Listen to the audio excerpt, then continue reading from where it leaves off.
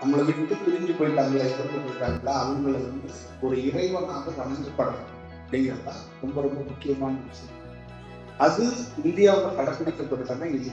இந்தியாவில் என்ன கடைபிடிக்கப்படுதுன்னா, முன்னோர்களுக்கு எப்பயாவது தீபாவளி அன்னைக்கு, பொங்கல் அன்னைக்கு, அமாவாசை அன்னைக்கு ஏதாவது ஒன்று படைக்கிறது, அமாவாசை அன்னைக்கு வடக்கு தாத்தா இருக்கிறது, இந்த ஒருவேளை விருந்தாங்க, இந்த செயல்படுகிறதா இருக்கிறது பிராக்டிக்கலாக உங்களுக்கு முன்னோர்களுக்கு ஒரு கனெக்ட் இல்லை. ஒரு வேலையை செய்யணும்னா உயிர்லேருந்து செய்யணும்.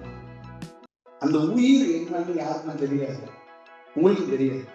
அப்ப உயிர் என்னன்னா டெஸ்டா உள்ள உயிர், லாஸ்ட் ஃபைனலாக ஒன்று இருக்கு, நமக்கான ஃபைனல் எட்டி வந்து அதுதான். அப்ப எவ்வளவு டெஸ்டா உள்ள போய் ஒரு வேலையை செய்யறது தெளிவாங்க. அப்ப அந்த முன்னோர்களை பற்றி, நம்மளுடைய செயலாக்கத்தை பற்றி, தாய் தந்தை பற்றி ஒருத்தருக்கு நன்றி சொல்லணும். ஒவ்வொரு நாளும் அப்பா அம்மாவுக்கு எந்த காசு பணத்தெல்லாம் கொடுத்து அவங்க சரி செய்ய முடியாது.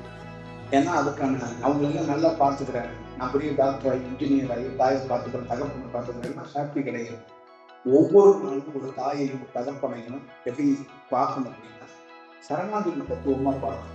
நம்ம தாய் தந்தை காலில் அது என்னன்னா, நான் ஒண்ணுமே இல்லை, நீ இல்லைன்னா நான் இல்லைங்கிறதுதான் பதில். நீ இல்லைன்னா நான் இல்லை, என்ன உருவாக்குறது நீ.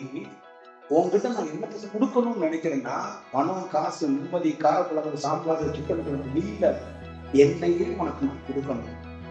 நான் பெரிய ஆள், படிச்சுட்டேன், எனக்கு எல்லா செயலும் தெரியும், ஆனா உன் காலுக்கு கீழே தான் நான். ஏன்னா என்னை நீ உருவாக்குனாலும் நீ தான்.